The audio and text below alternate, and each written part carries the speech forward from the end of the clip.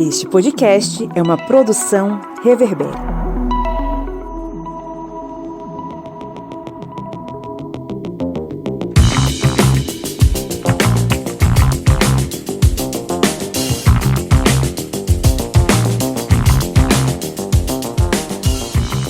Olá, ouvintes! Olha só quem voltou! Está no ar mais um episódio do podcast do Historiante, o seu podcast sobre história pública, a fronteira final contra o Império da Ignorância, o seu podcast sobre história, sobre política e sobre outras cositas mais que a gente vai debatendo aqui. Eu sou o Pablo Magalhães e estou muito feliz de falar novamente contigo aí, enquanto você lava seus pratos, arruma sua casa, faz seus exercícios, está no caminho do trabalho, está no caminho da escola. É muito bom saber que a gente faz companhia para os seus ouvidinhos nesse dia que eu não sei qual é, pode ser um dia de semana, pode ser um final de semana. Ficamos felizes em acompanhar vocês nessa jornada. Estou aqui acompanhado, como sempre, dos meus amigos. Primeiramente ele, que montou um soviete na beira do Rio São Francisco e desde então luta contra o capitalismo e contra, enfim, o clima árido e seco da nossa região, o camarada Kleber Roberto. E aí, pessoal, beleza? Espero que todo mundo esteja aí bebendo água, se refrescando, porque de agora para frente só tende a piorar, viu, gente? Não estamos mais pensando num futuro de mudanças climáticas. Estamos vivenciando já essas mudanças. Agora, daqui para frente, gente, é só... Eu ia dizer ladeira abaixo, né? Mas agora é só fumaça para cima. Fumaça pra cima, fuligem preta, inclusive, entrando nas casas aí. Falamos também aqui com ele, o homem das Minas Gerais, o homem que não aguenta mais encontrar fuligem espalhada pela sua casa. Felipe Monsanto. Felipe caiu e tá pedindo pra você aceitar ele. Felipe caiu? O homem que cai, mas levanta logo depois, Felipe Monsanto. Estão achando que ia me derrubar, mas eu voltei. Bom dia, boa tarde, boa noite. Que bom falar aos ouvidinhos de vocês novamente. Nada mais, nada menos que um pico de energia da CEMIG, num oferecimento da Companhia de Energia Elétrica do Estado de Minas Gerais. Voltei, gente, tô aqui. Bem-vindo. Você tá comentando da fuligem na sua casa, né, bicho? Pois é, cara. Umas semanas atrás aí, a gente teve um episódio aqui no sul de Minas, na região que eu moro, que é uma cidade que tá bem próxima da divisa com o estado de São Paulo, na região mais ou menos de Ribeirão Preto, tudo, e a gente sofreu aí com uma tempestade de vento, aliás, uma ventania, na verdade, né, que trouxe muita fuligem, céu muito cinzento, muito escuro. Minha casa, a casa de várias pessoas aqui ficaram cheias de fuligem, muita fumaça, muito cheiro de fumaça agarrado nos móveis, nas roupas, no roupa de cama, toalha de banho. Pesado, o negócio tá pesado. Lembrando que isso é fruto aí das queimadas, né? Das queimadas criminosas que tem acontecido aqui na região de São Paulo e aqui na região de Minas, né? E a tendência é piorar porque o verão tá chegando. Meu Deus, o que será de nós? Bom, hoje nós estamos aqui reunidos para falar sobre um conceito que talvez nem todo mundo saiba, mas que tem ligação direta com, por exemplo, as eleições municipais, em especial aqueles personagens que se utilizam das mídias sociais para angariar certo capital dentro da disputa eleitoral. A gente vai falar hoje sobre economia da atenção, mas claro, antes da gente entrar nas discussões, vamos para a nossa central de absurdos da podosfera, a marmota da semana com Kleber Roberto. Marmota da semana. Marmota que tá cada vez mais complicada de fazer, porque cada dia mais as notícias vão se tornando bizarras, insanas e complicadas de se selecionar. Mas a dessa semana eu selecionei aqui uma que eu achei bem interessante, está lá no G1, que é o prefeito de Baturité usa lança-chamas durante campanha à reeleição e vira alvo de operação da Polícia Federal. O homem, a gente tá falando de incêndio, o homem tá fazendo campanha com lança-chamas. É isso mesmo. E lá a notícia: o atual prefeito de Baturité e candidato à reeleição, Rebelde Mota, republicanos, foi alvo de uma operação da Polícia Federal na manhã desta terça-feira, 3 de setembro, após utilizar um lança-chamas durante o evento político no município, a cerca de 100 quilômetros de Fortaleza. Os policiais federais cumpriram 4 mandatos de busca e apreensão, 1 em Fortaleza e 3 em Baturité. As ordens judiciais foram expedidas pela Justiça Eleitoral. E entre aspas aqui, da Justiça, foi apurado que essa ação temerária está diretamente relacionada ao contexto eleitoral, onde o uso do equipamento incendiário parece simbolizar poder. Fecha aspas, afirmou a Polícia Federal. Inicialmente, a TV Verdes Mares entrou em contato com a equipe de comunicação de Rebelde Mota e foi informada que o prefeito não vai se posicionar sobre o ocorrido.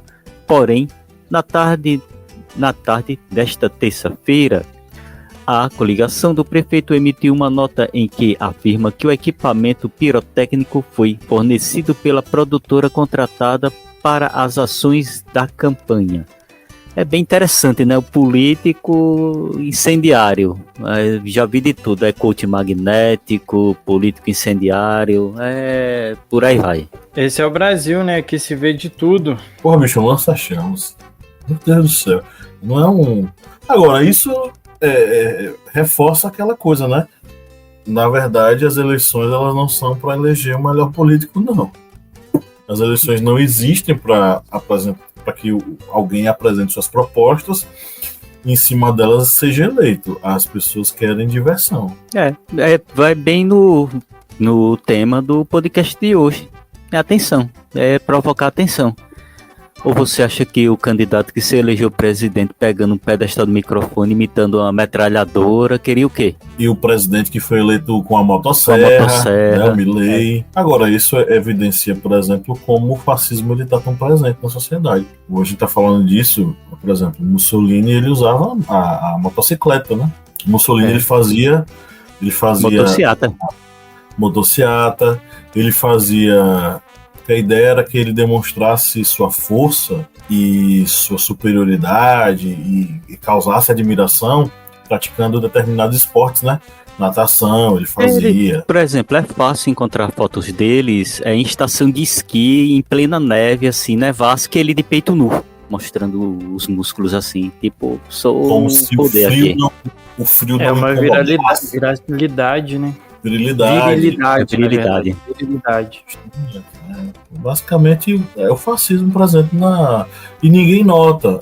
Esse é o problema. Talvez esse seja o problema e a gente não consiga explicar para o brasileiro médio que o nome disso é fascismo. A gente não consegue explicar para ele porque talvez a gente não fale a língua do brasileiro médio. E aí os caras se aproveitam disso. Quando eu falo não falo a língua, não estou dizendo que o brasileiro médio é burro. Estou querendo dizer que a gente não dialoga diretamente com o indivíduo que está ali e vê o cara usando lança-chamas. Pô, que coisa massa, que coisa diferente, que coisa nova. Porque para ele é uma coisa nova. Mas aí tem um ponto, eu acho que acaba entrando até no episódio de hoje, mas é uma questão que, assim, a coisa se tornou tão absurda, são algumas coisas que têm ficado de uma maneira tão absurda, que o absurdo se tornou normal. O absurdo se tornou uma coisa que, o atrativo para esse povo, né, assim... Sentar e discutir políticas públicas, sentar e discutir plano de governo, sentar e discutir a melhoria da saúde, ninguém quer sentar para isso mais. Todo mundo agora quer saber soluções rápidas e quem cala a boca do outro primeiro. É quem grita mais alto na discussão. Felipe, é fazer rinha. Exatamente.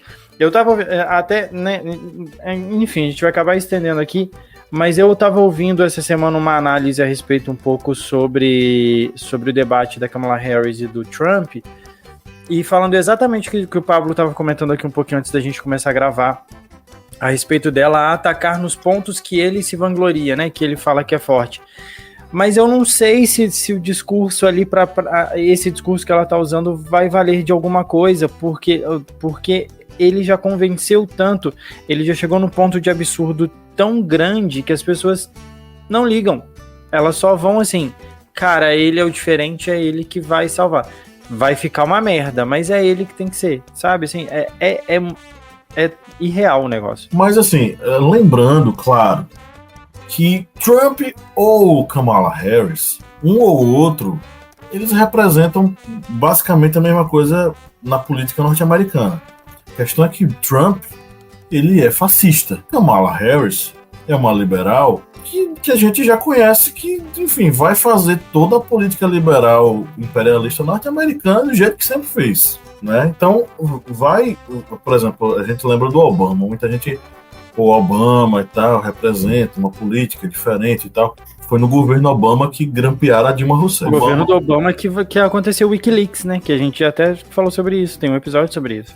Foi no governo Obama que nós tivemos aqueles ataques lá no Oriente Médio, matando diversas pessoas que eram inocentes. Então, Kamala Harris, enfim, é porque eu falo isso porque tem uma galera da esquerda brasileira que diz, vote, sou o time Kamala Harris, não sei o quê. Achei Kamala. Bem menos. Kamala Harris não é do nosso campo, Kamala Harris não representa a nossa política, Kamala Harris ela é uma política norte-americana como qualquer outra relacionada ao liberalismo norte-americano. É imperialista também. Então, pelo amor de Deus. A única diferença de Kamala para o Trump é que o avião que vai jogar bomba, né, nos palestinos, o de Trump é sem cor, é cinza. O de Kamala vai com a bandeira LGBT, o Vidas Negras Importam, vai assim, mas é a mesma coisa. É a declaração que o Papa deu hoje, né? Não sei se vocês viram, saiu na Folha, saiu em um monte de manchetes de jornais no Globo News. Perguntaram para ele, né? Para quem que você... qual dos dois você prefere, né? Kamala ou Trump?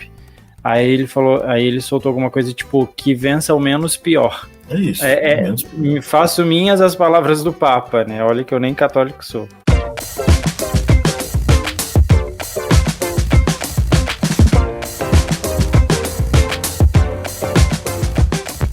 Então vamos puxando aqui as notícias do nosso giro aqui, começando pelo site Intercept Brasil. Meta de Pablo Marçal é fazer dinheiro com a política eleitoral. A arquitetura das plataformas privilegia o aparecimento de figuras como Pablo Marçal. O ecossistema das redes é feito para engajar e dar mais visibilidade para conteúdos de baixa qualidade, polêmicos e teorias que alimentam a extrema-direita. Essas são constatações da antropóloga Letícia Cesarino, que conversou com o Intercept Brasil sobre o papel das redes sociais nesta eleição. Existem vieses técnicos embutidos no designer dessas tecnologias, dos algoritmos, que nos ajudam a entender por que a política está caminhando para uma certa direção. Abre aspas. A lógica da economia da atenção leva à promoção de conteúdo de pior qualidade informacional, de pior qualidade do que seria os critérios de um debate democrático. Fecha aspas e explica Cesarino. Valor econômico. Efeito Pablo Marçal. Problema não é o TikTok, é a infantilização dos adultos. À medida que Pablo Marçal, influenciador digital e candidato à Prefeitura de São Paulo, cresce nas pesquisas eleitorais, surgem mais comentários afirmando que, entre aspas, o sucesso do candidato se deve às redes sociais. Mas acreditar nisso é como imaginar que o rabo balança o cachorro. É indiscutível que a presença massiva de Marçal nas redes sociais ajudou em sua popularidade. Da mesma forma, as competições de cortes de vídeos promovidos pelo candidato também contribuíram para o seu crescimento. Nessas competições, os fãs do ex-coach recebem dinheiro para divulgar trechos de vídeos do candidato na internet. Metrópolis. Brasil é o segundo país em que usuários passam mais tempo online. De acordo com o relatório digital 2024 5 Billion Social Media User, publicado em parceria com We Are Social Media Order, o Brasil é o segundo país em que os usuários passam mais tempo online, com média de 9 horas e 13 minutos, atrás apenas da África do Sul, com 9 horas e 24 minutos diários. Esse dado mostra que a internet desempenha um papel significativo na vida diária dos brasileiros, com grande parte do tempo sendo dedicado às atividades online. Outro ponto abordado na pesquisa é que o Brasil está em terceiro lugar mundial no tempo gasto em redes sociais, com os usuários dedicando em média 3 horas e 37 minutos diariamente. Rapaz, eu fiquei com inveja do inglês de Felipe agora, ó. Eita! Mas vamos fechando aqui o giro de notícias com a revista Piauí. A feitura de um viral eleitoral. De perfil kamikaze, Pablo Marçal, que conta já ter ido a um velório tentar ressuscitar 2 mortos, entre outras façanhas constrangedoras, atropelou os principais candidatos e tem se destacado nas pesquisas, embolado na liderança com Guilherme Boulos do PSOL e Ricardo Nunes do MDB, dentro das margens de erro. No debate promovido pelo jornal O Estado de São Paulo com a FAAP, simulou exorcizar Boulos com uma carteira de trabalho e recebeu de volta um tapa no documento. Na campanha do primeiro turno, Marçal não tem direito a tempo de propaganda gratuita na TV, assim como outros 5 candidatos de partidos com baixo desempenho nas eleições legislativas federais de 2022. Ele conta, portanto, com a força das redes sociais, que cultiva desde os tempos de coach e influenciador para fazer a diferença. Pablo, é com você. Pablo, que não é o Marçal, é com você. Olha, eu preciso manifestar aqui um disclaimer sobre esse assunto. Eu não aguento mais que as pessoas façam a piada Pablo Marçal comigo. Eu vou começar a dar porrada em pessoas. E, enfim, ainda bem que eu tô longe. A piada você é e Pablo Marçal é PM, Pablo Magalhães é o quê? PM também, meu amigo. Quando era Pablo Vittar, tava ótimo. Quando era Pablo da Rocha, nossa, tranquilíssimo. Mas Pablo Marçal é um xingamento muito pesado, cara. Eu gostaria de manifestar aqui meu desagravo a essa comparação desgraçada. E vou distribuir tapas agora para quem fizer isso pessoalmente. Enfim. Vamos para o editorial.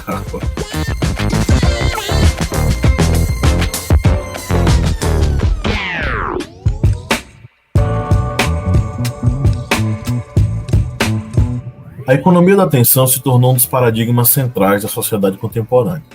Vivemos em um mundo hiperconectado, onde informações são constantemente jogadas em nossa direção, competindo pela nossa atenção limitada. Nesse contexto, a atenção se tornou um recurso raro e valioso, capaz de ser convertido em lucro.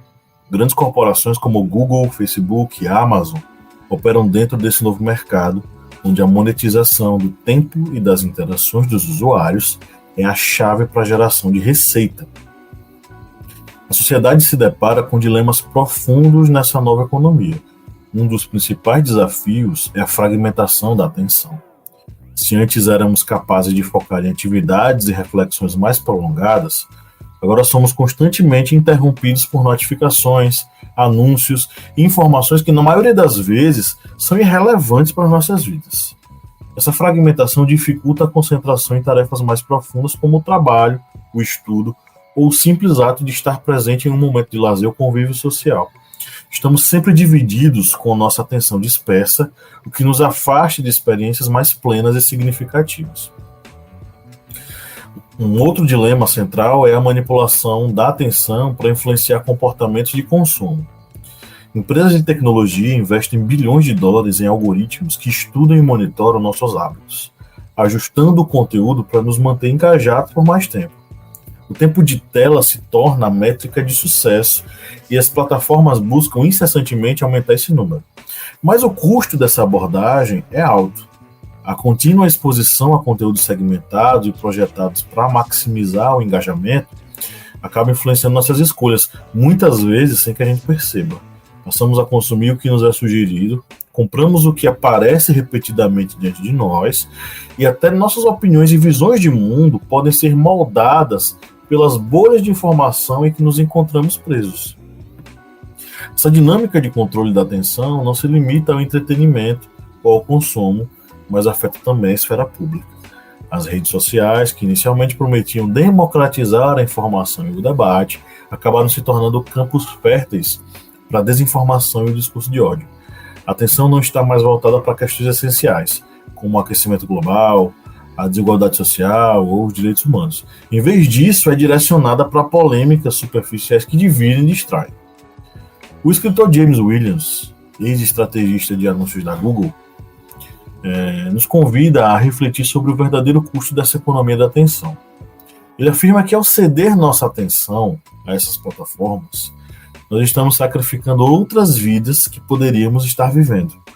Cada momento que passamos presos a uma tela, absorvendo conteúdo cuidadosamente manipulado, é um momento que perdemos de vivenciar o mundo real, de explorar nossa criatividade ou de nos conectar profundamente com as pessoas ao nosso redor. As consequências dessa economia extrativista da atenção vão além da distração. Estamos testemunhando um rebaixamento humano em que nossa capacidade de reflexão, empatia e ação coletiva são enfraquecidas. Crianças desde cedo são expostas a um fluxo constante de estímulos digitais, o que afeta seu desenvolvimento cognitivo e emocional. Adultos enfrentam uma epidemia de ansiedade, depressão e problemas de autoimagem, muitas vezes alimentado pela comparação constante nas redes sociais. E em um nível mais amplo, a sociedade se torna mais fragmentada, com a desinformação moldando o debate público sobre política. Por exemplo, como o que acontece em São Paulo, aquilo que é feito pelo tal do Pablo Marçal, o meu homônimo que eu não gosto muito. Quer dizer que eu não gosto nada. Como é que vocês enxergam essa questão, meus amigos? Como é que vocês analisam essa questão a partir do Pablo Marçal ou a partir daquilo que vocês quiserem comentar? Passo a bola aí para vocês.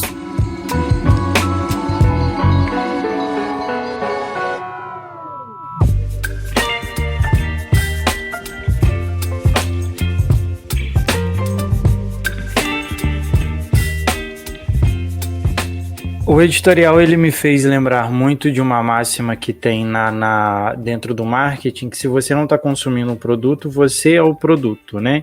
Ou se você não está consumindo um serviço, você é o serviço a ser utilizado. Dentro dessa economia da atenção e dentro de tudo que a gente utiliza dentro das redes sociais, da internet, né, onde a gente convive, seja através de streaming, seja através do YouTube, seja através das redes sociais, do Facebook, do Instagram e por aí vai, a gente está dando algum tipo de informação e a gente está se expondo de alguma maneira, e a gente é alvo do que eles querem, né, do que essas pessoas querem, do que essas organizações buscam, né, não é à toa que a gente tem aí vários momentos onde tem questão de vazamento de dados, tudo, enfim. Aonde eu quero chegar com isso? Quanto mais você está exposto, quanto mais você consome determinados assuntos, determinados comportamentos dentro desses espaços, você está se expondo e está se permitindo a ser alcançado por vários meios e várias campanhas que podem te atingir positivamente ou negativamente, né? E é o que a gente está dentro da bolha, e a gente precisa muito daquela questão da afirmação. A gente precisa ser aceito pelo meio e ser afirmado pelo meio, então a nossa opinião dentro da nossa bolha, ela sendo validada, aquilo ali funciona. E é muito isso que o Pablo Marçal tem feito, né, dentro da campanha dele nas redes sociais. É interessante até a gente perceber que em todos os momentos que ele está em exposição na televisão, de alguma maneira, já que ele não tem exposição no horário eleitoral, ele utiliza entrevistas, utiliza debates entre espaços assim, e ele consegue, através da fala dele, se comunicar com diferentes públicos ao mesmo tempo. A princípio é uma fala generalista, uma fala um tanto quanto regular, digamos assim, mas em determinados cortes, em determinados espaços, ele consegue criar takes que são repostados, igual a gente falou aqui no Giro de Notícias, e isso atinge essas bolhas, né? Esses produtos, o produto que somos nós dentro das redes sociais. E isso é muito complexo. E a gente muitas das vezes é bombardeado e a gente é usado como ferramenta de repasse para isso, né? E aí isso é uma das estratégias da campanha do Pablo Marçal, né? Não só dele, como também do Trump fora. Há alguns outros candidatos que têm tentado utilizar isso aqui no Brasil também, mas com ele é um pouco mais complexo porque ele domina. O Pablo Marçal, quer queira, quer não, ele é relativamente jovem, ele vem desse meio, ele conhece muito bem esse meio, e o produto que ele quer consumir é o produto que está entrando para esse meio, que se identifique com ele, né? Que com a fala dele, muitas das vezes despojada, consegue consumir a atenção, consegue puxar a atenção dessas pessoas, e isso é muito complexo. E de quem que ele tem puxado cada vez mais isso? Dos jovens, dos adultos ali mais ou menos meia idade, e dos jovens que estão começando a vida política, estão começando a adentrar a vida adulta e que tem pouca bagagem e que precisa dessa afirmação. E ele sendo afirmado através desse meio e através do que ele tem recebido de informação, ele vai consumir e ele vai ser consumido por essa economia. Essa ideia de economia da atenção, né, que é um conceito que surgiu na década de 1970, né, já um conceito que é bem antigo, não é tão recente. E o pesquisador que criou esse conceito, Herbert Simon, ele visualizou exatamente essa ideia de que a atenção seria um bem escasso do ser humano, e sendo um bem escasso seria uma mercadoria. Aí a gente já vê exatamente como o Felipe está dizendo. Essa questão do Pablo Marçal é um exemplo como a pessoa consegue transformar essa sua imagem como uma mercadoria, como algo ali que vai ser consumido. E digamos assim, seria uma parte de uma engrenagem, ou seja, ele se oferece e a pessoa acaba se prendendo a ele. Ou seja, nós vemos no Brasil como um local, como no Giro de Notícias disse, a gente comentou no Giro de Notícias, que é um local onde as pessoas mais ficam na internet e, consequentemente, nas redes sociais. E dessa forma vai estar consumindo exatamente quem está mais ali nas redes sociais. Quem é que vai estar mais engajado. E muitas vezes com conteúdo que não é um conteúdo, digamos, nem um conteúdo crítico, um conteúdo que vem enriquecer, digamos, vamos usar o exemplo do Pablo Marçal, o debate político. Não, vai ser uma pessoa ali que está fazendo rinha, está fazendo piada. E o brasileiro, ele gosta disso, e ele vai curtir isso.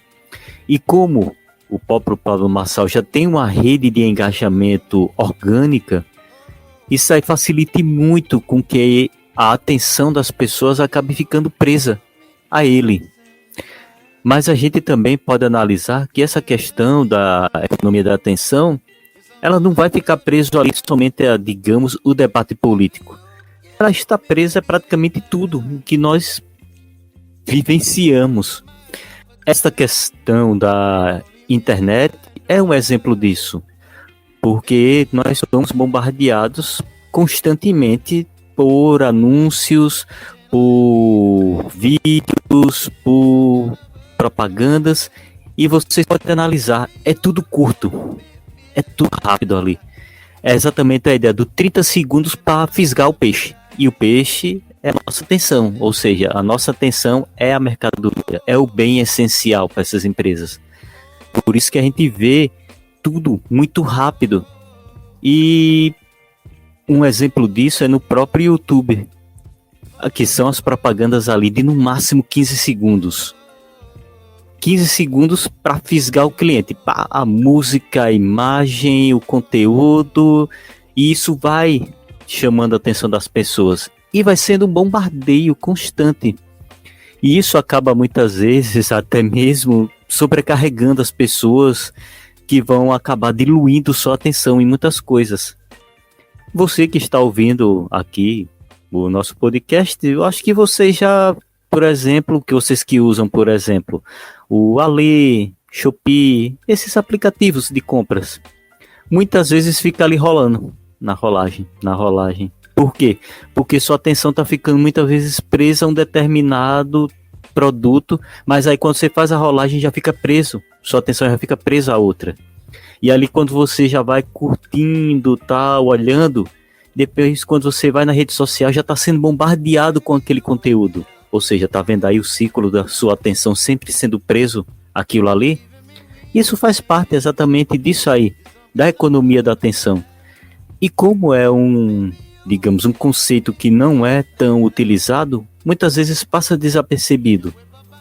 Mas é algo que vai se tornando cada vez mais importante para o meio do marketing, para as empresas, redes sociais e também, inclusive, para a política. Tem uma questão que a gente, no que o Kleber estava falando a respeito de vídeo, desculpa, eu acho que eu até interrompi o que o Pablo ia falar, mas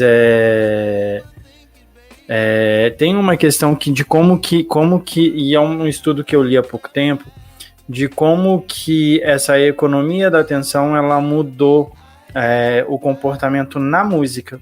Em uma das coisas que a gente mais, os jovens consomem muito, eu particularmente consumo muito música, eu acho que todo mundo que está dirigindo vai fazer alguma coisa, ou está no podcast ou está na música, né? Hoje, até há pouco tempo atrás a gente tinha muita questão da música, mas enfim,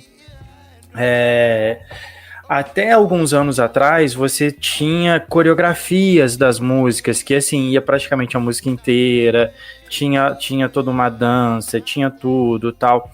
O mercado da atenção e o mercado das redes sociais, para que a coisa consumisse você que está assistindo, que está acompanhando, para que viralize, se adaptou muito ao que as redes sociais proporcionam.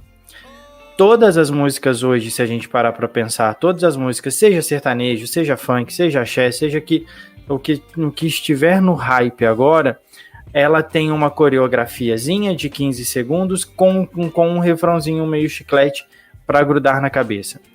Isso é uma mudança muito complexa do comportamento de consumo da pessoa. E isso acontece porque é porque a gente consome muitas redes sociais? Não, é porque eles fazem isso para que você consiga propagar isso de outras formas. E isso acontece não só na música, isso acontece, como o Kleber falou, em comercial, isso acontece em cortes de notícias, isso acontece em cortes de anúncio de política e por aí vai. Então é algo que parece simples, mas é algo que é muito complexo e mudou muito o comportamento do consumo, de como se é consumido e de como nos consome. Bicho, tudo isso gira em torno de uma lógica do capital, né? De dominação. Eu vou tentar traçar um paralelo histórico que eu acho que vale a pena para compreender isso. No nascedouro do capitalismo, que é o processo da Revolução Industrial, especialmente na Inglaterra, os capitalistas, os ingleses, que estavam fazendo o processo de acúmulo de capital, eles viram que seria muito mais efetivo e rentável se eles controlassem o tempo de trabalho dos trabalhadores de forma extremamente rigorosa. Então, assim, os burgueses eles passam a ser os donos do tempo dos trabalhadores. E a esses trabalhadores seria negligenciada até a possibilidade e a liberdade de olhar as horas no relógio. Então, assim, você não precisa olhar as horas no relógio, você precisa apenas esperar o apito da sirene, que indica que o trabalho começou, que o trabalho teve intervalo, que o trabalho terminou. Quem controla o seu tempo sou eu. Eu que tenho um relógio e eu que mando sobre isso. Tempo, na Revolução Industrial, passou a ser uma commodity, ou, na verdade, talvez até mesmo uma matéria-prima para o trabalho nas indústrias. E a economia da atenção trabalha com essa questão da atenção enquanto commodity e enquanto matéria-prima também. E, assim, na minha percepção, totalmente proporcional à noção de tempo, porque ter a atenção de alguém é ter o tempo dela. É quando você pega dela uma coisa extremamente vital, que é o seu tempo de vida. Você passou 15 segundos olhando, ouvindo uma propaganda no YouTube. Nós roubamos de você 15 segundos. Trata-se disso. Trata-se de uma espécie de expropriação do tempo das pessoas. As pessoas estão tendo seu tempo roubado dentro da economia da atenção. Porque na economia da atenção, tempo é dinheiro. Tempo é atenção e atenção gera dinheiro. O que o Pablo Marçal está fazendo é aumentar o seu capital de atenção em relação às pessoas. Quando a gente fala sobre essa dimensão política, e tomando ele como exemplo, ele é o principal exemplo disso. Por quê? Porque ele, através do seu concurso para o concurso de corte de vídeo, ele estimula que pessoas usem de seu tempo para assistir os vídeos dele, cortar os vídeos dele e gerar um produto que busque roubar a atenção dos usuários nas mídias sociais. É através desse roubo da atenção que ele aumenta o seu capital de atenção. E, mais uma vez, ele não está preocupado necessariamente com as eleições municipais, não. A meta dele não é ser prefeito de São Paulo. Isso é apenas uma etapa que ele possivelmente vai aceitar até perder. Porque a meta dele final é a presidência da República. Então, o Marçal, ele criou uma estratégia de exploração da atenção através desses cortes, que talvez seja a mais acertada e mais objetiva possível. Não sei se vocês têm conhecimento de alguém que trabalha tão bem essa questão quanto o Pablo Marçal. Quando ele levanta a carteira de trabalho para o Boulos e o Boulos tenta dar um tapa, isso é ótimo para ele. Vai gerar um corte, esse corte vai para as mídias sociais, com alguma música de piada, porque o Marçal trabalha com o cômico, né? Tem uma antropóloga chamada Letícia Cesarino, ela deu uma entrevista ao Intercept e ela fala sobre essa questão. Tem até um trecho aqui que eu gostaria de mencionar para vocês. Ela tem uma parte bem interessante da entrevista que diz assim: por exemplo, discutir programa de governo, discutir questões complexas, discutir política pública, o tipo de comunicação que seria mais saudável para a democracia, a economia da atenção como um todo, inclusive os algoritmos, privilegiam o oposto, ou seja, o conteúdo sensacionalista que gera revolta, que gera indignação. Mas pode ser também um conteúdo de viés mais humorístico, que é uma dimensão que aparece na comunidade do Marçal também. Então, assim, a economia da atenção, dentro do contexto da política, ela é extremamente danosa. Ela não está lá para gerar corte do Boulos falando que o transporte público em São Paulo será gratuito. Isso não gera views. O que gera views é o Marçal mostrando uma carteira de trabalho e o Boulos tentando dar um tapa. Isso é engraçado, isso gera views, isso gera, enfim, o próprio discurso mesmo extremista, né? Que é o que gera views. Então a economia da atenção, ela está aí para explorar do indivíduo aquilo que ele tem de pior. E é esse pior que vai eleger o Marçal. Há muito tempo as eleições deixaram de ser a busca pela melhor proposta de governo. Eu acho que nunca foi. O que guiava a população a votar era: tô com fome, vou eleger alguém que me dê alguma coisa. Meu prato está vazio, minha geladeira está vazia, meu filho está chorando. Quem é o candidato que vai me dar alguma coisa? Isso sempre guiou. A gente não pode ser hipócrita e pensar que o eleitor brasileiro, eu vou votar em quem é mais inclusivo. Eu vou votar em quem defende as minorias. O brasileiro médio não está preocupado com isso. Ele está preocupado com: estou com fome, meu filho está chorando. Quem vai me dar alguma coisa? Agora, o Marçal e a economia da atenção traz um novo paradigma. Não se trata mais sobre quem vai me dar alguma coisa, mas, tipo, eu tô com fome. Mas quem vai me entreter mais? Quem vai me fazer rir mais? Quem é que eu vou querer ver 300 milhões de vezes no meu celular? Porque é necessidade básica de toda pessoa ter um celular para acessar as mídias sociais. Então, assim, é um novo foco de atenção. A economia da atenção trabalha com a ideia de devolver para as pessoas, roubar delas o tempo e entregar a elas entretenimento. Então, o Marçal está lá para ser um grande piadista, um comediante, um palhaço, e em cima da sua palhaçada ser eleito. Me perdoem todos os palhaços, porque eu sei que são pessoas que trabalham de forma, como é que eu posso dizer, honesta, fazem a gente rir por outros motivos. O Marçal quer ser um palhaço das mídias sociais e se eleger em cima disso. Trata-se disso a economia da atenção. Roubo, expropriação do tempo e construção de um teatro. É isso que o Marçal oferece. Ele é um personagem. E é esse personagem que vai ser eleito.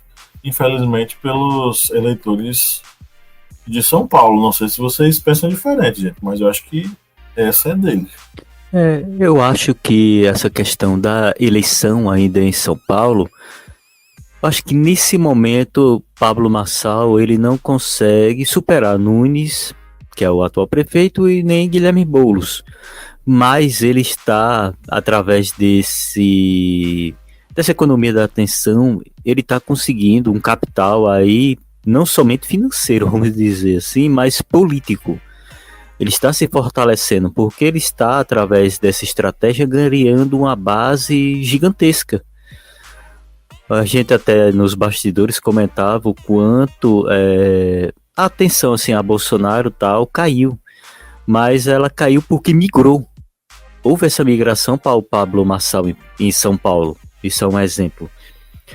E o discurso dele é um discurso que consegue ser amplo porque atinge muitas pessoas, como bem dito por Pablo, muitas vezes de forma simples, de forma não muito rebruscada, não muito técnica, teórica, até mesmo usando jargões políticos. Não, muitas vezes o discurso dele é como acabar com a corrupção. Nós vamos perseguir os corruptos. Como vamos acabar com a violência?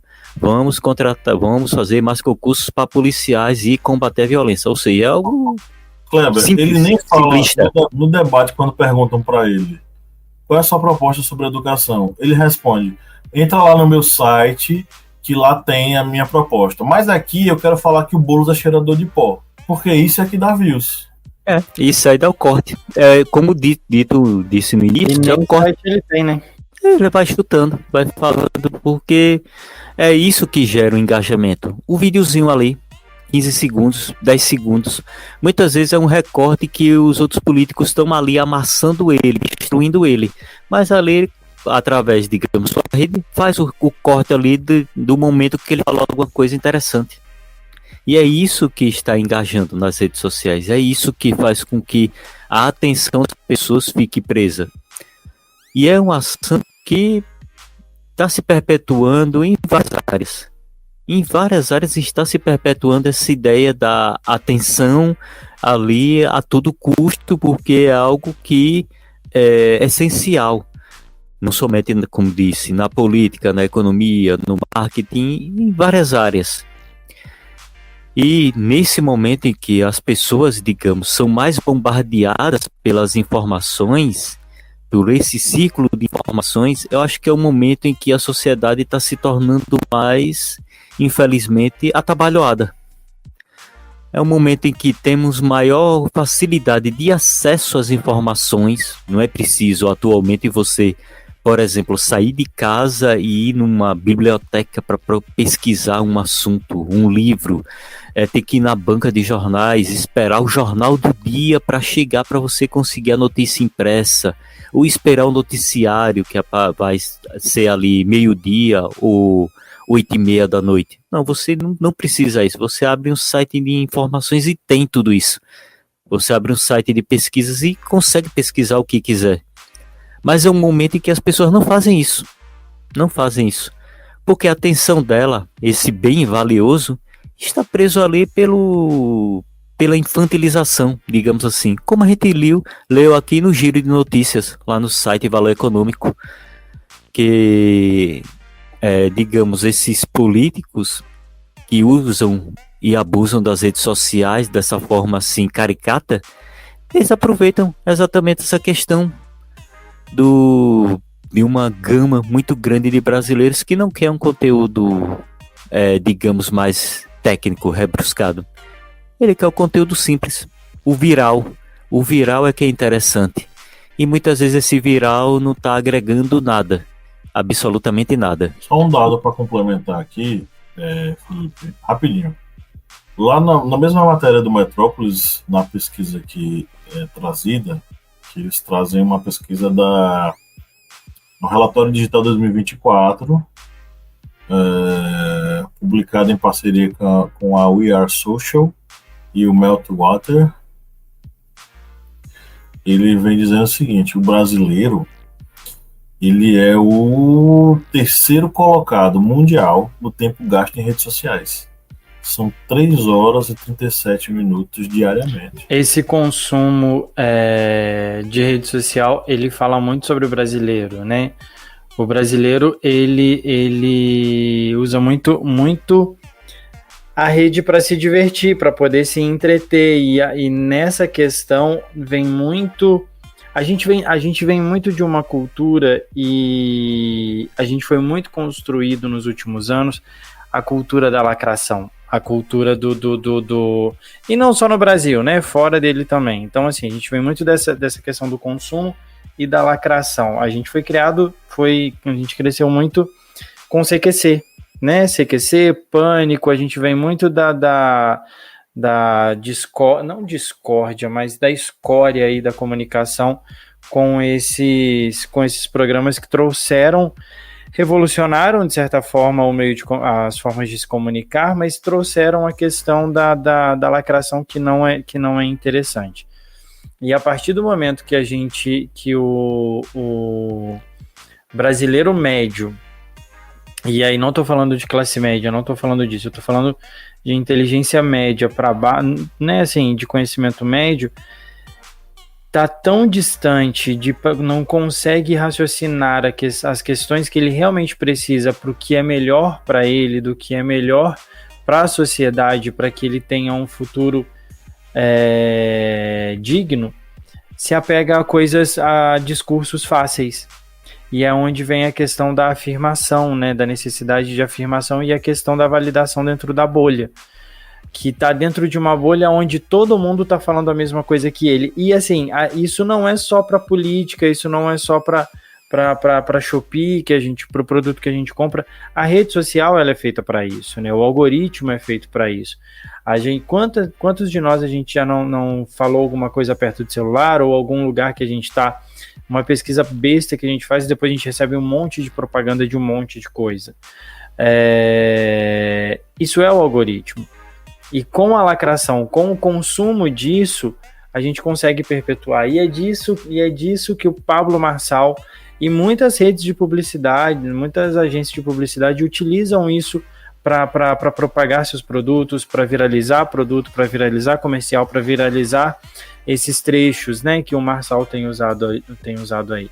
O Marçal, ele vem disso, ele é uma das melhores pessoas no Brasil, uma das pessoas, não melhores, né, mas assim, uma das pessoas que mais entendem e que mais utiliza essa ferramenta para propagar informação, para propagar vídeos, propagar produtos que tem hoje, né, então ele é uma dessas pessoas. Então, assim, esse consumo excessivo, esse consumo alto de produto, de rede social, de tempo gasto ali dentro, faz com que essas pessoas produzam conteúdos e consigam segmentar de maneira bem eficaz para que aquele determinado material chegue bem direcionado para a pessoa que precisa chegar, né, que eles querem que chegue ali. Então é bem complexo. E o brasileiro médio que a gente conhece, ele tá é muito fácil de alcançar nisso tudo. É muito simples chegar até ele nessa batalha aí de atenção.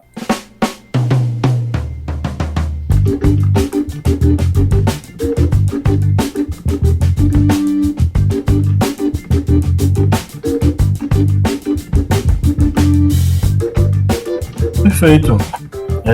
Vamos para o nosso quiz. Vocês estão preparados para testarmos os seus conhecimentos em Bora! idades?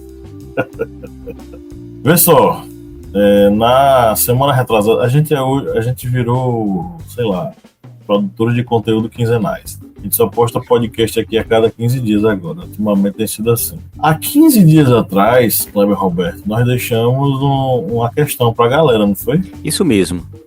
A gente deixou aqui para a galera uma pergunta que foi relacionada, logicamente, ao tema do podcast.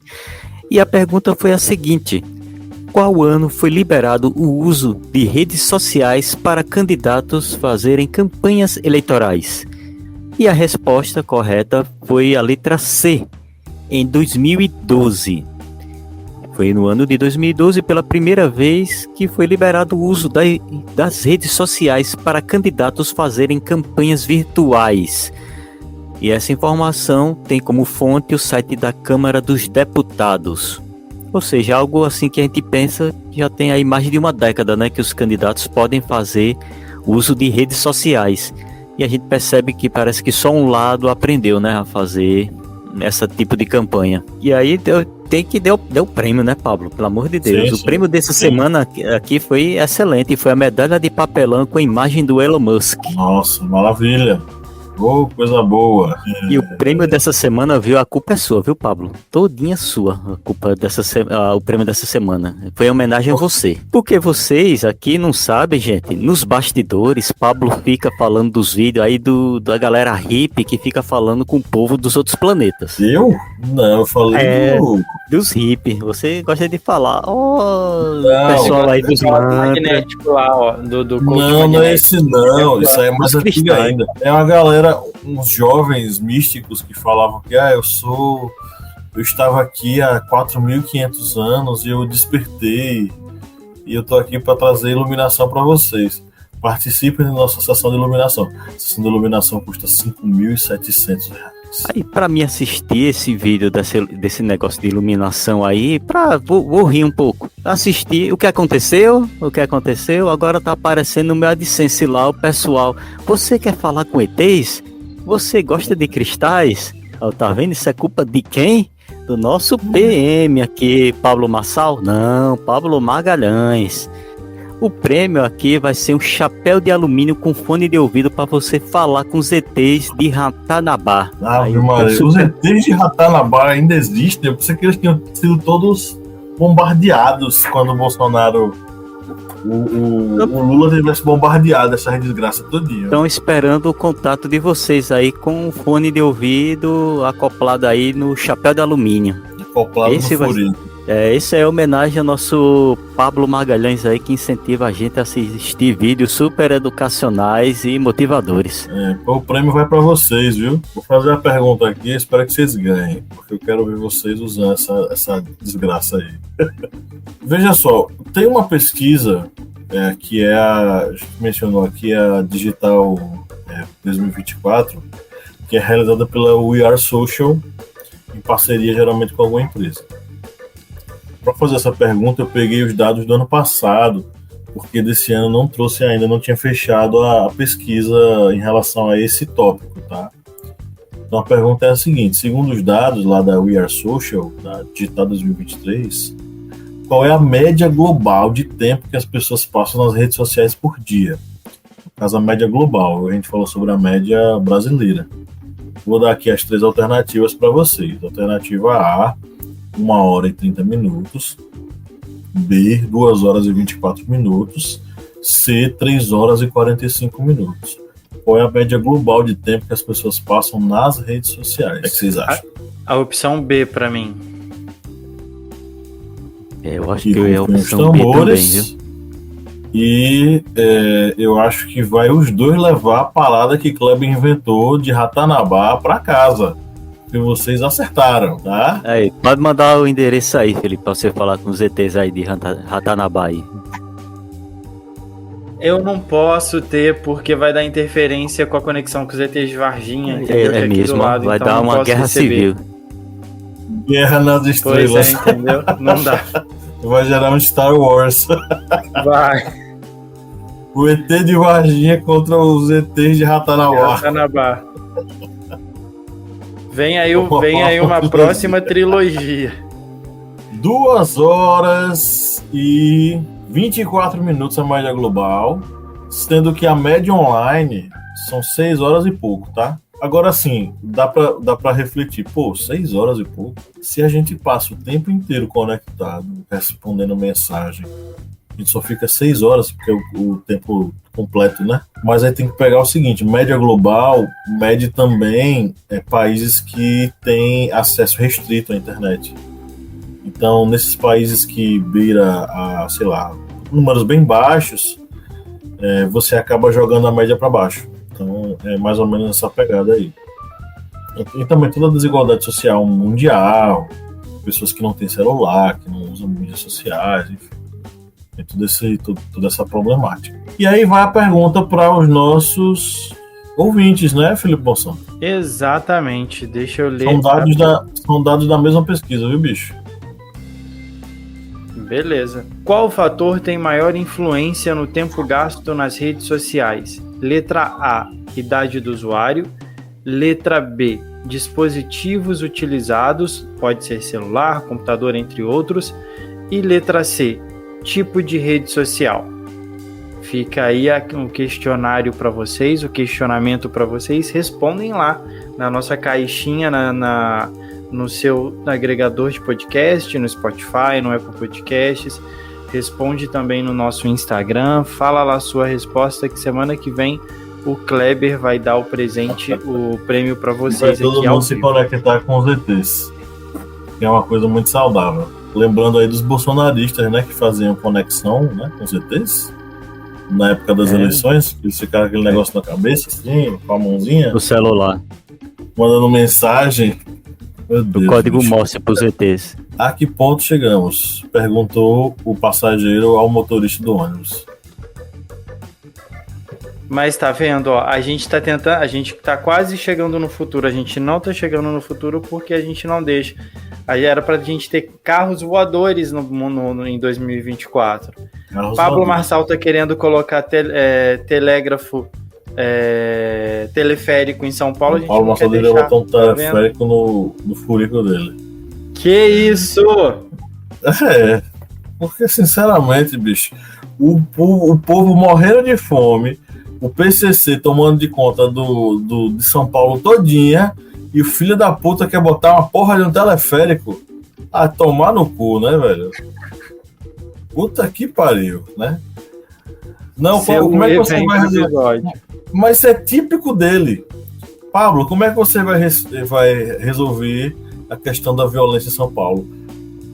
Vou botar um teleférico. Vai acabar com o problema no metrô, entendeu? Que é lotado. Gente, é brincadeira, tá? Antes que eu comece a receber haters aqui no historiante, no meu Instagram, é brincadeira, tá? Tem que rir pra não chorar, ironia, né? na minha fala. Substituindo o aerotrem, né? Pois é. Que é do mesmo cara de Campinas, do mesmo partido. Campinas ao Rio. Mas o aerotrem é do mesmo partido dele, pô. O cara que defende o negócio do aerotrem. Como é que é o nome dele? Levi Fidelix. É, isso mesmo. A gente achou que ia ser pior o negócio, ó. A gente achava que aquele cara aquele candidato que tinha na eleição de 2014 com a Dilma, que era o calminho lá, esqueci o nome dele. Ai, me fugiu o nome. A gente achou que eles eram os piores, ó. É interessante a gente fazer esse paralelo. Piorar, tá? O maluco que se candidatava, ele era visto como o maluco só. Quando foi que esse maluco deixou de ser maluco e virou elegível? Pois é, eis a questão, né?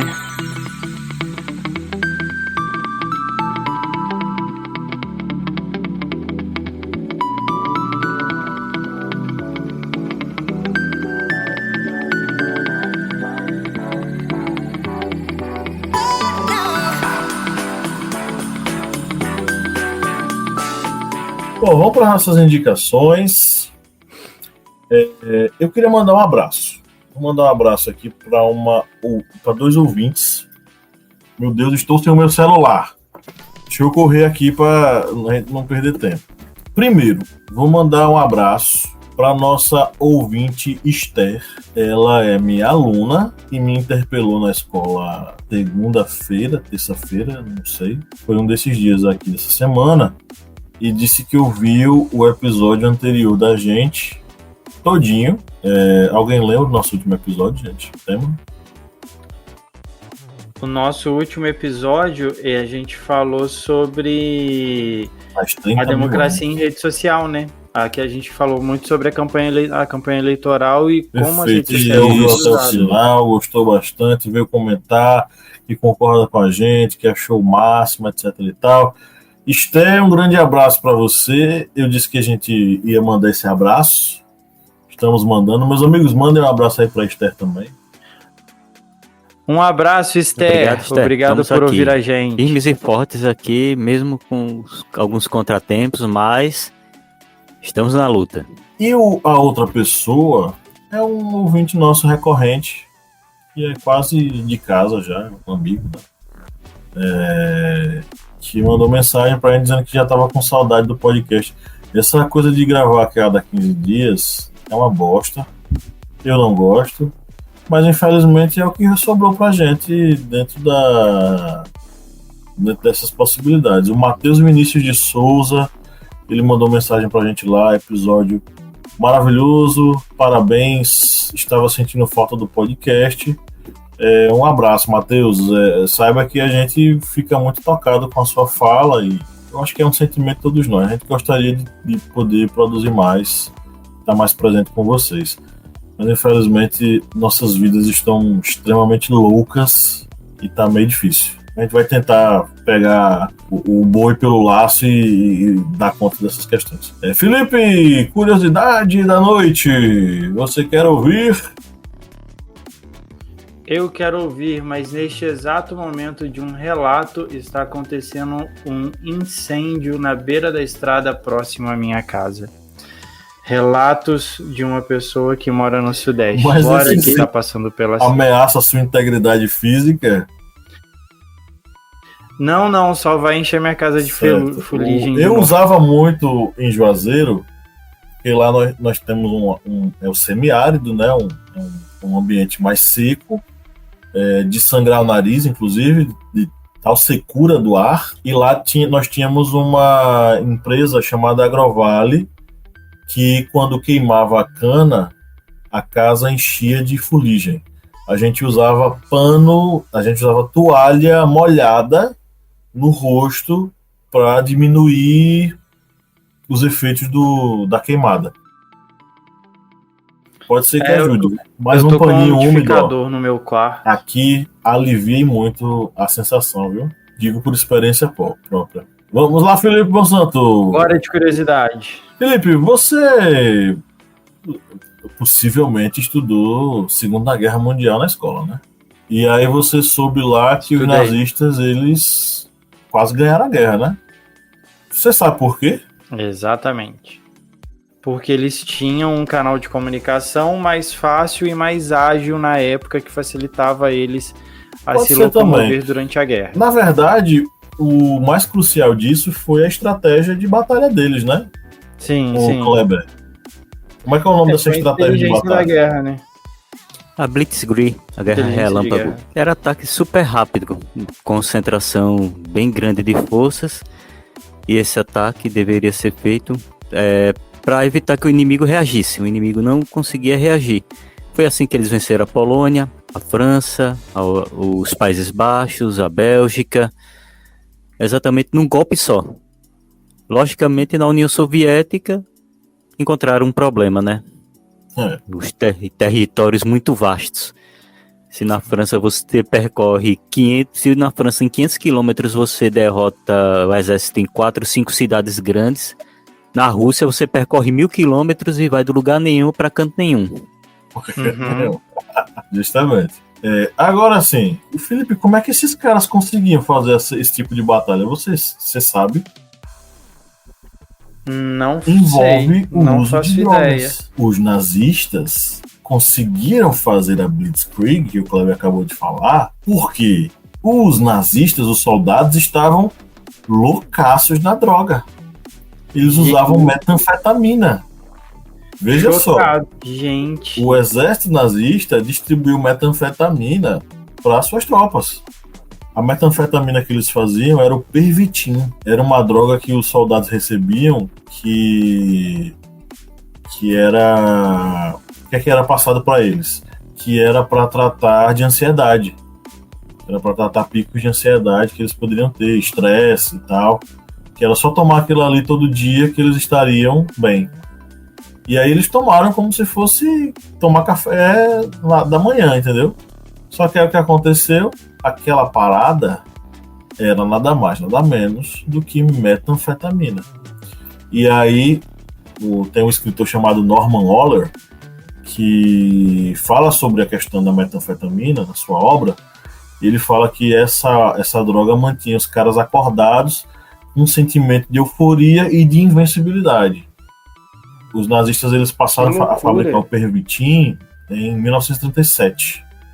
E isso foi distribuído assim, em larga escala, com aquela ideia de que vai combater o estresse, a ansiedade, tome todo dia que você vai ficar bem.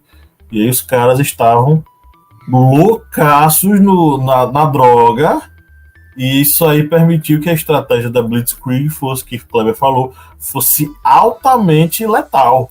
Os caras não dormiam. Os caras não comiam. Porque a droga fazia o efeito lá que eles nem comiam nem dormiam. Ficaram muito doidos. Pois é. Loucaços na droga. E aí, sabia? Tem no nosso canal no YouTube, que a gente quase que esqueceu há muitos anos, eu gravei um vídeo sobre esse assunto. Os nazistas loucaços, que inclusive levou um strike do YouTube. O YouTube tirou a monetização porque disse que é um conteúdo impróprio e os patrocinadores não querem associar o nome deles ao assunto, porque eu falo de drogas, né? Enfim. Mas fica aí a sugestão. Assistam lá no @TV Historiante no YouTube. E vamos mandar aquele beijo, aquele abraço para os nossos apoiadores, né, Felipe Monsanto? Exatamente, Pablo. A gente tem aquela galera que não larga a nossa mão, inclusive nesse momento difícil que a gente está passando, que está todo mundo muito sobrecarregado e não consegue produzir tanta coisa, mas estão aqui, do nosso lado, entendem a gente e ajudam a gente aí, nos apoiando com um pouquinho lá todo mês. E essa semana as indicações têm um oferecimento especial para 2 apoiadores, para Adma Caricelli Rocha e o Hélio de Oliveira Santos Júnior. Então as indicações dessa semana são especialmente para vocês. A gente agradece muito por não largar a nossa mão, por estar conosco aqui sempre e por ouvir a gente, né? Fiquem aí com as indicações. Eu vou já aproveitar e vou falar das minhas indicações aqui.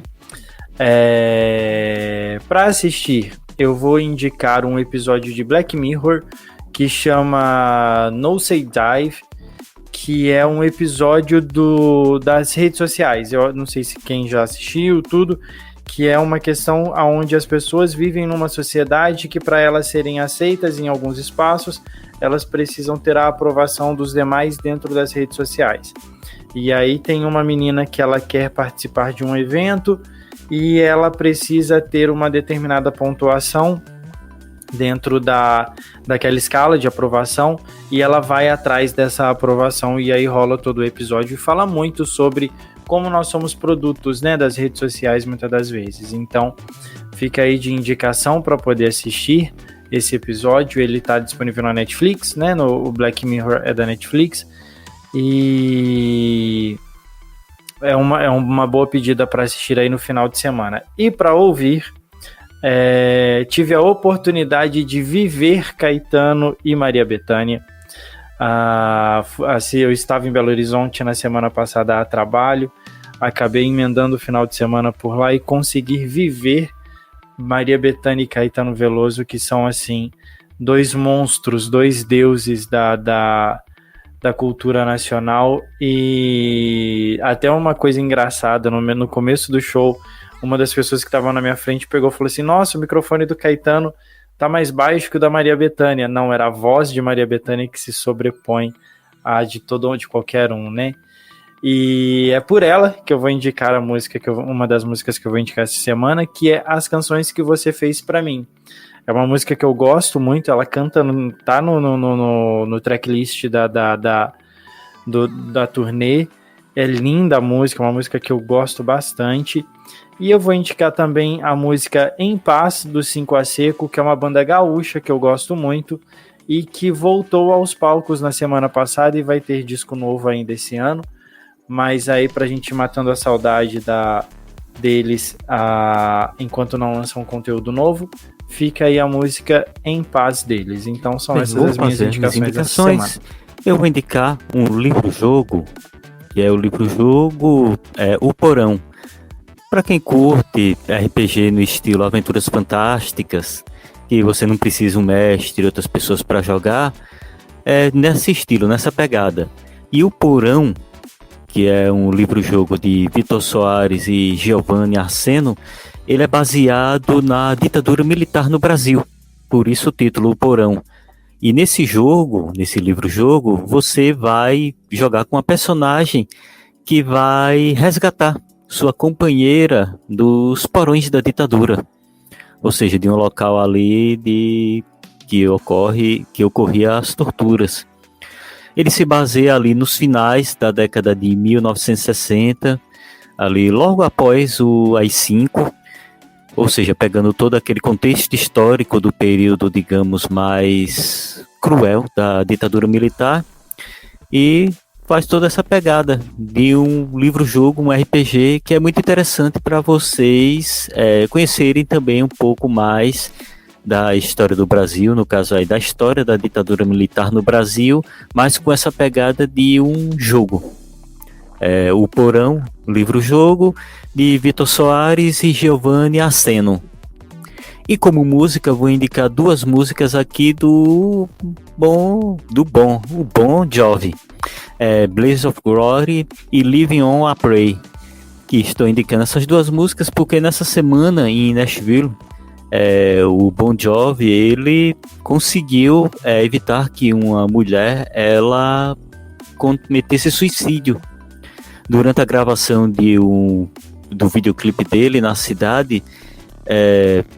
Teve aquele, digamos, alvoroço, aquele tumulto da polícia se deslocando para essa ponte.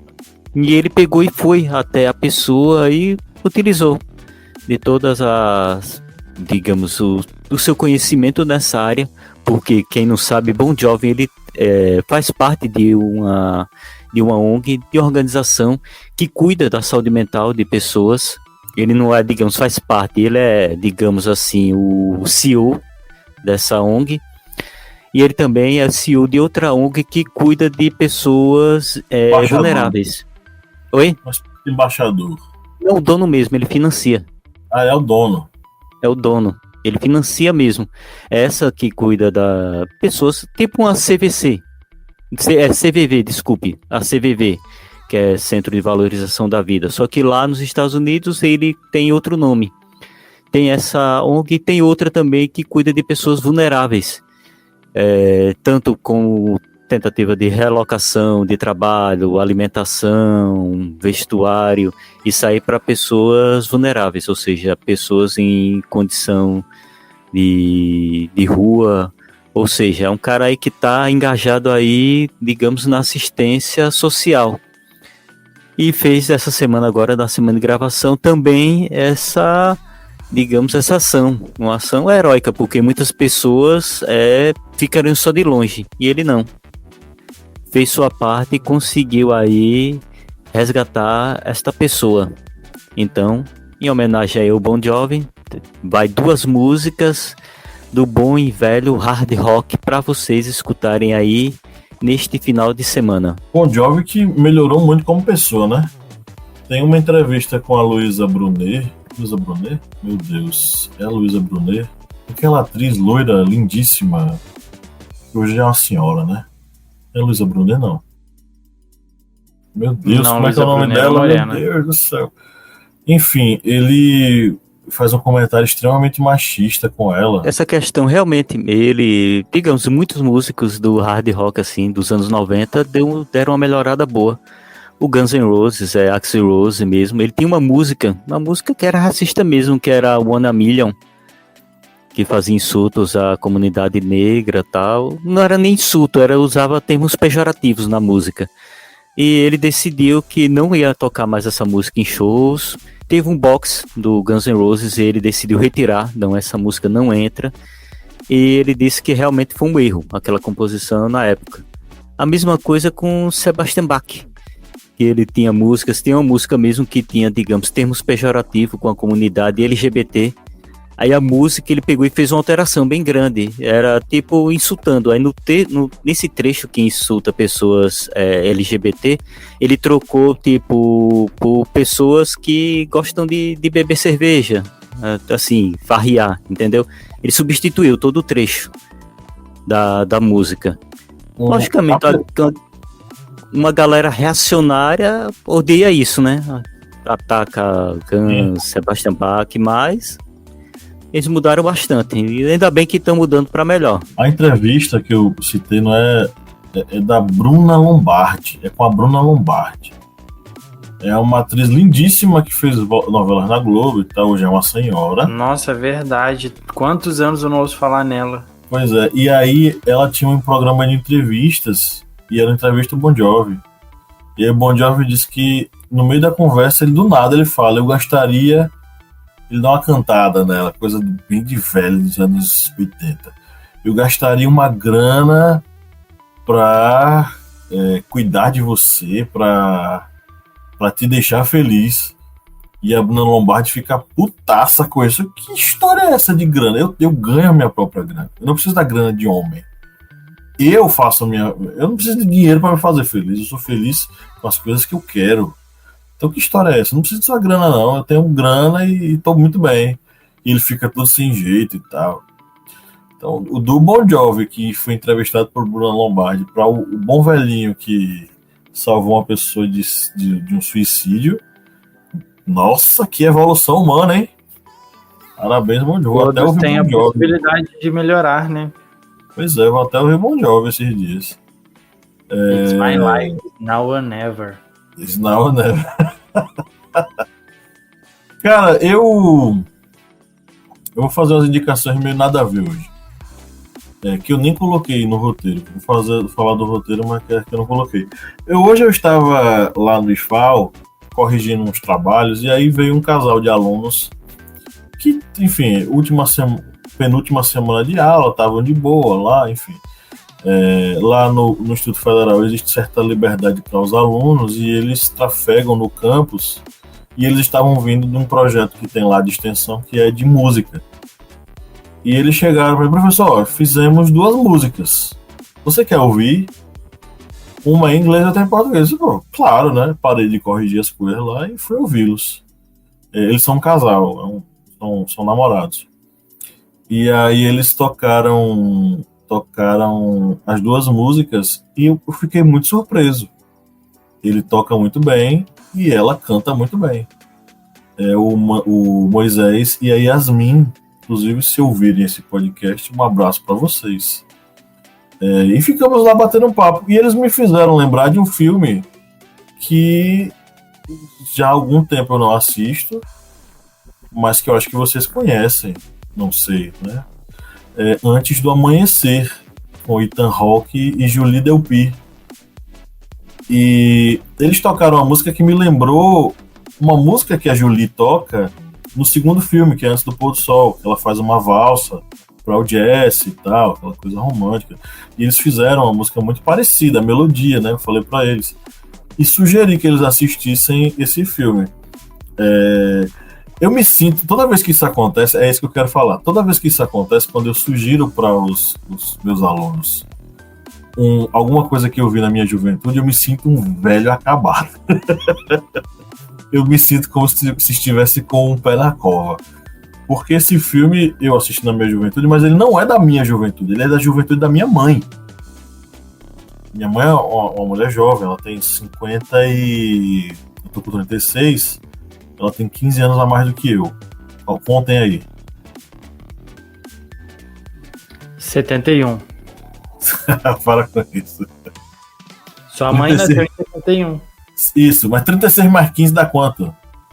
36 mais 15 dá... Pera aí, 36 mais 15, 51. 51. Pronto, minha mãe tem 51 anos. Então, é da juventude dela, porque o filme é de 95. Mas... vocês concordam comigo? Eu acho que aquele filme ultrapassa gerações. Eu não assisti. Putz. Felipe Monsanto, eu gostaria de mandar o senhor tomar no seu furico ao vivo aqui. O senhor vá agora na sua TV. Isso pra mim é elogio, hein?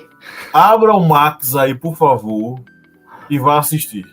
Vou assistir ele no final de semana. Você me faça esse favor, porque assim, na minha opinião, é um filme muito, muito bonito.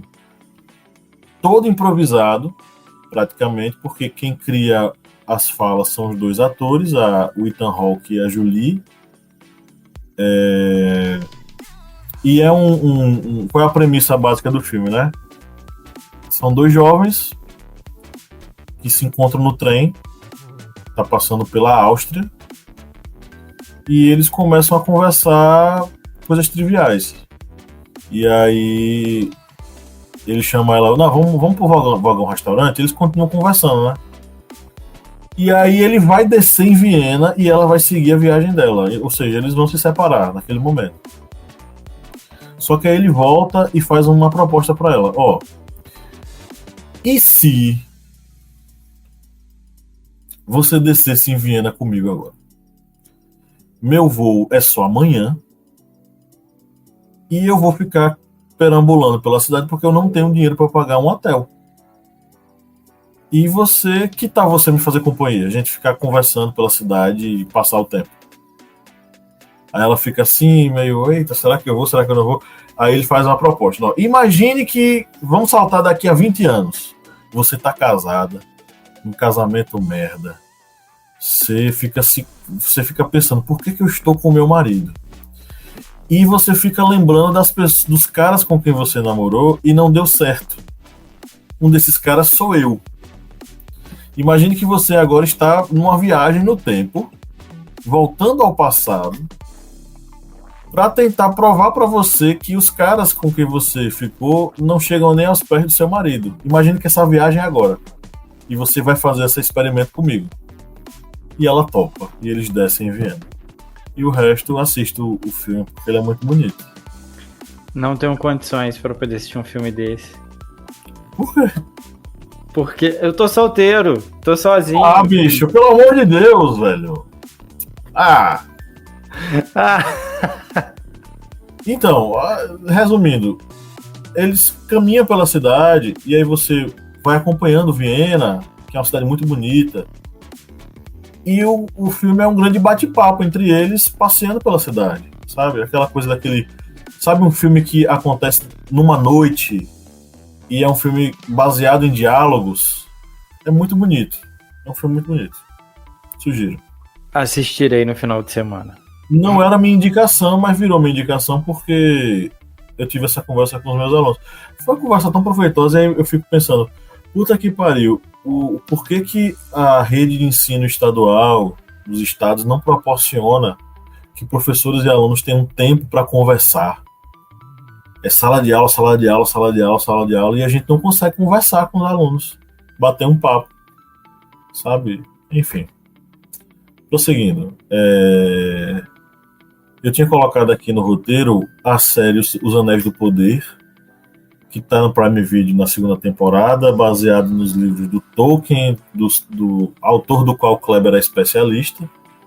Eu estou gostando, não sei se Kleber está acompanhando, eu fui pesquisar algumas coisas.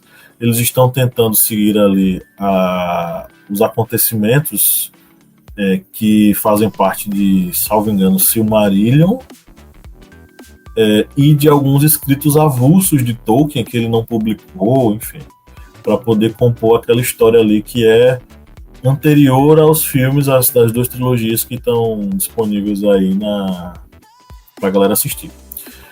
Como livro, eu sugiro O Mundo do Avesso, Verdade Política na Era Digital, da Letícia Cesarini, que foi entrevistada pelo Intercept e que fala muito sobre essa questão da economia da atenção. E para a playlist, Come Here, da Keith Bloom, que está presente no filme Antes do Amanhecer.